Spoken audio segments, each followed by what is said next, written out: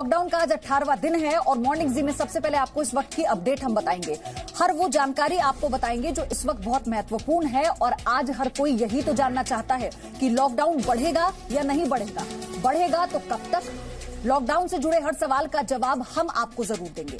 पहले इस मुद्दे पर ब्रेकिंग न्यूज आप देख लीजिए।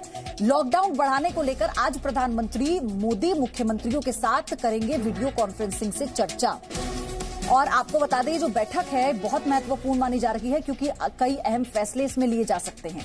कई राज्यों और विशेषज्ञों ने केंद्र सरकार से लॉकडाउन बढ़ाने की अपील की है। इसी के साथ ओडिशा ने 30 अप्रैल तक लॉकडाउन बढ़ा दिया है। पंजाब में 1 मई तक कर्फ्यू बढ़ा दिया गया। दिल्ली में 898 लोग संक्रमित पाए गए और अब तक कोरोना के 30 हॉटस्पॉट सील कर दिए गए हैं। पीएम मोदी आज सभी राज्यों के मुख्यमंत्रियों के साथ संपूर्ण लॉकडाउन को आगे बढ़ाने पर चर्चा करेंगे। वीडियो कॉन्फ्रेंसिंग के जरिए होने वाली इस मीटिंग में लॉकडाउन को 14 अप्रैल के बाद भी बढ़ाने पर फैसला लिया जा सकता है। लॉकडाउन बढ़ाना इसलिए भी जरूरी हो गया है कि हालात लगातार चुनौतीपूर्ण होते जा रहे हैं। देश भर में कोरोना संक्रमितों की संख्या में बढ़ोतरी हो रही है। देश में कोरोना संक्रमण का तीसरा चरण शुरू होने की आशंका जताई जा रही है। इसका मतलब है कि भारत पर सामुदायिक संक्रमण का बड़ा खतरा मंडरा रहा है। मुख्यमंत्रियों की वीडियो कॉन्फ्रेंसिंग ऐसे समय में होने जा रही है जब कई राज्यों और विशेषज्ञों ने केंद्र सरकार से अपील की है कि कोरोना के खतरे को देखते हुए लॉकडाउन को आगे बढ़ाया जाए। इसी मसले पर पीएम मोदी ने विपक्षी दलों के नेताओं से बातचीत में कहा था कि लॉकडाउन एक बार में नहीं हटाया जाएगा। पीएम ने इस बात पर जोर दिया था कि हर व्यक्ति के जीवन को बचाना उनकी सरकार की प्राथमिकता है। प्रधानमंत्री ने कहा था कि कोरोना से पहले और कोरोना के बाद का जीवन एक जैसा नहीं होगा। ये बार बार ये कहा गया है कि जो कोविड के अस्पताल ये पूरी तरह से डेडिकेटेड अस्पताल हमको हर डिस्ट्रिक्ट तक बनाने हैं और उनको नोटिफाई करना है। हम उन स्थानों का नाम नहीं लेना चाहते जहां की अभी भी ये डिस्ट्रिक्ट्स में या स्टेट्स में वो अस्पताल बनाकर नोटिफाई नहीं किए गए हैं।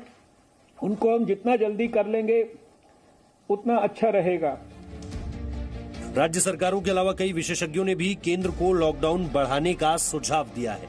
ओडिशा ऐसा पहला राज्य है जिसने इस दिशा में पहल करते हुए लॉकडाउन 30 अप्रैल तक बढ़ा दिया है।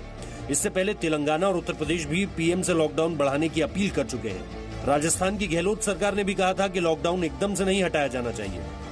इसी बीच पंजाब सरकार ने कोरोना के सामुदायिक संक्रमण के खतरे को देखते हुए 1 मई तक कर्फ्यू बढ़ा दिया है। शुक्रवार को पंजाब कैबिनेट की बैठक में यह फैसला लिया गया। पंजाब में एक टास्क फोर्स बनाई गई है जो कर्फ्यू और लॉकडाउन से निकलने की रणनीति बनाएगी। कोरोना की वजह से पंजाब की अर्थव्यवस्था को हुए नुकसान की भरपाई के लिए एक हाई पावर कमेटी बनाने की भी मंजूरी दी गई है।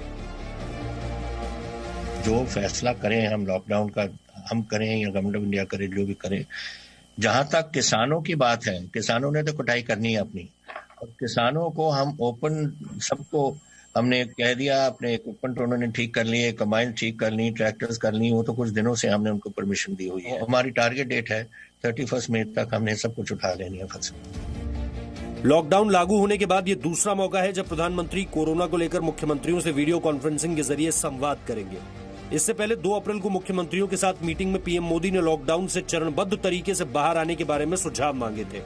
स्वास्थ्य मंत्रालय के आंकड़ों के मुताबिक भारत में कोरोना संक्रमण के अब तक 6,761 मामले सामने आए हैं और इसकी वजह से 200 से ज्यादा लोगों की मौत हो चुकी है। ब्यूरो रिपोर्ट, जी मीडिया। तो इस वक्त मेरे कई सहयोगी जुड़ चुके हैं मेरे साथ। मुंबई से अंकुर त्यागी, सबसे पहले हम अंकुर के पास जाएंगे। लखनऊ भी हम रुख करने वाले हैं, लेकिन अंकुर 24 घंटे में 10 लोगों की मौत की खबर सामने आती है, 228 नए केस सामने आते हैं। ये अपने आप में चिंता बढ़ाने वाला है। अभी ताजा हालात क्या कहते हैं, तैयारियां क्या हैं? देखिए, फिलहाल मुंबई के और मुंबई के आसपास के हालात हैं वो अच्छे तो बिल्कुल नहीं कहे जा सकते। देश में पहला ऐसा एक शहर है जहां पर 1000 से ज्यादा मामले सामने आ चुके हैं, 1008 मामले। ये आंकड़े अपने आप में बताने के लिए काफी हैं कि कितने ज्यादा खराब हालात इस वक्त मुंबई में हैं। मैं महाराष्ट्र की बात करूं, 1500 से ज्यादा के आंकड़े अभी तक सामने आ चुके हैं। अकेले मुंबई में 64 मौतें हो चुकी हैं।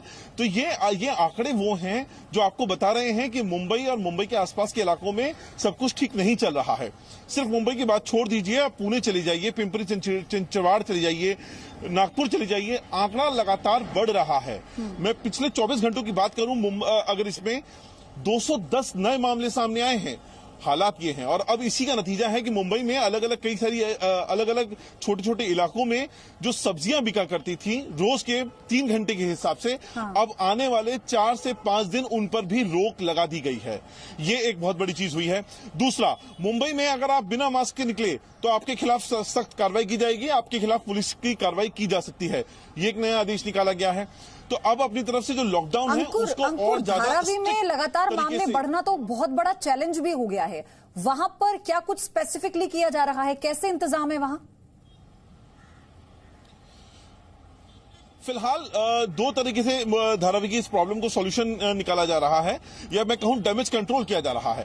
पहला तो ड्रोन के जरिए निगाह रखी जा रही है, इलाकों को आइडेंटिफाई किया जा रहा है, खासतौर पे वो इलाके जहां पर ये केसेस निकल के आए हैं, पॉजिटिव मामले निकल के आए हैं। इसके अलावा ये तय किया गया है कि धारावी में रहने वाले एक एक शख्स का, मैं बार बार इसको कहूंगा, एक एक शख्स का अब टेस्ट किया जाना है। ये एक बहुत बड़ी योजना होगी जिसके तहत हर एक घर में जाकर हर एक शख्स का टेस्ट किया जाएगा, क्योंकि धारावी ऐसा इलाका है जो एशिया की सबसे बड़ी झुग्गी झोपड़ी के नाम पे जाना जाता है, और वहां पे वॉल्यूम बहुत है, डेंसिटी बहुत है।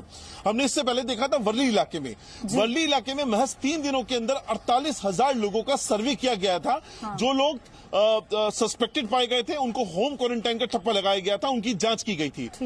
तो इस पैमाने पर अब बड़े तरीके से धारावी को मापने की तैयारी की जा रही है। क्या अपडेट है इस वक्त अंकुर ने आपको बताई है। विशाल रघुवंशी लखनऊ से मेरे साथ जुड़ गए हैं।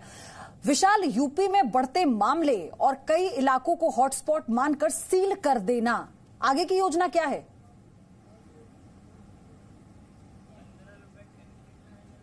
देखिए, उत्तर प्रदेश की अगर हम बात करें तो 433 पॉजिटिव केस सामने आ चुके हैं, जिसमें सबसे ज्यादा तबलीगी जमात के लोग शामिल हैं।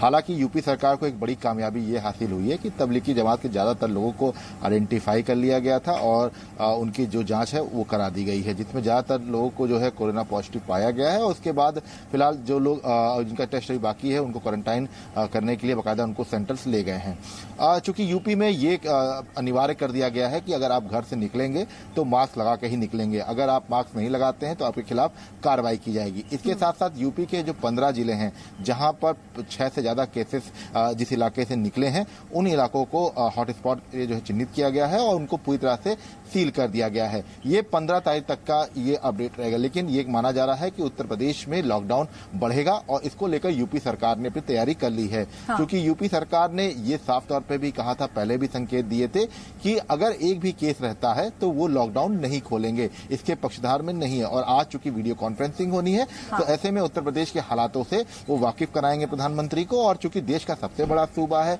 ऐसे में यहाँ की आबादी भी ज्यादा है, तो ये कभी भी नहीं सरकार चाहेगी कि ये अभी तक कम्युनिटी स्पीड में चूंकि नहीं पहुंचा है। तो हमारे सामने तो पंजाब इसका उदाहरण है, ओडिशा इसका उदाहरण है विशाल, जहां पर राज्य सरकार ने अपने स्तर पर जाकर ये फैसला लिया, लॉकडाउन बढ़ा दिया गया, कर्फ्यू को आगे कर दिया गया। तो मुख्यमंत्री योगी आदित्यनाथ भी इसी दिशा में आगे काम कर रहे हैं, वो इस बात के संकेत दे भी चुके हैं। धन्यवाद आपका विशाल, और अंकुर आपका भी बहुत बहुत शुक्रिया। आगे आपसे सारी डिटेल हम और लेते रहेंगे, लेकिन देश में सबसे बड़ा खतरा कोरोना वायरस के सामुदायिक संक्रमण को लेकर है। आईसीएमआर की एक रिपोर्ट आई है और ये रिपोर्ट देश के लिए चिंता बढ़ाने वाली है। ये ऐसा खतरा है जिससे निपटने के लिए एक बड़ी लक्ष्मण रेखा खींचने की बहुत जरूरत है। इस वैश्विक महामारी कोरोना से प्रभावी मुकाबले के लिए एकमात्र विकल्प है सोशल डिस्टेंसिंग। कोरोना से तभी बचा जा सकता है जब घर की लक्ष्मण रेखा न लांघी जाए। 21 दिन के लॉकडाउन का ऐलान करते वक्त प्रधानमंत्री नरेंद्र मोदी ने कहा था कि कोरोना महामारी से बचने के लिए लक्ष्मण रेखा में आपका रहना बहुत जरूरी है। लेकिन लॉकडाउन के बाद भी संक्रमण के मामले लगातार बढ़ते जा रहे हैं और अब हालात ये है कि भारत पर सामुदायिक संक्रमण का बड़ा खतरा मंडरा रहा है। सामुदायिक संक्रमण यानी तीसरा चरण, जो सबसे खतरनाक है। तीसरा चरण कितना खौफनाक होता है इसका मंजर आप इटली और स्पेन जैसे देशों में देख चुके हैं। तो क्या भारत में भी ऐसी भयावह स्थिति होने वाली है? ये एक सवाल है और इस सवाल की वजह है आईसीएमआर की रिपोर्ट। आईसीएमआर के मुताबिक हाल ही में ऐसे 5,911 लोगों की जांच की गई और इनमें से 102 लोगों में कोरोना वायरस की पुष्टि हुई। ये 102 लोग देश के 15 राज्यों के 36 जिलों में हैं। इनमें से ज्यादातर लोग महाराष्ट्र, पश्चिम बंगाल, तमिलनाडु और हरियाणा से हैं। लेकिन इनमें से करीब 40 लोग ऐसे थे जो ना तो किसी संक्रमित व्यक्ति के संपर्क में आए थे और ना ही इन लोगों ने कोई विदेश यात्रा की थी। यानी इनमें से 1/3 से ज्यादा लोग ऐसे हैं जो शायद कम्युनिटी ट्रांसमिशन यानी कि सामुदायिक संक्रमण का शिकार हुए हैं। हालांकि स्वास्थ्य मंत्रालय का कहना है कि भारत सामुदायिक संक्रमण के चरण में अभी नहीं पहुंचा है। फिर मैं आप लोगों की दृष्टि में लाना चाहूंगा, देश में अभी कम्युनिटी ट्रांसमिशन नहीं है, उतनी भय की स्थिति नहीं है, लेकिन फिर भी हमें अवेयर रहना है, हमें अलर्ट रहना है और रिक्वायर्ड डूज एंड डोंट्स को फॉलो करना है। हम चाहते हैं देश कोरोना के सामुदायिक संक्रमण से बचा रहे। तीसरे चरण से पहले ही भारत कोरोना के खिलाफ जंग जीत ले। लेकिन सच तो यह है कि आईसीएमआर की रिपोर्ट के बाद देश में महामारी के संकेत वाकई डराने वाले हैं। पूजा मक्कड़, जी मीडिया, दिल्ली।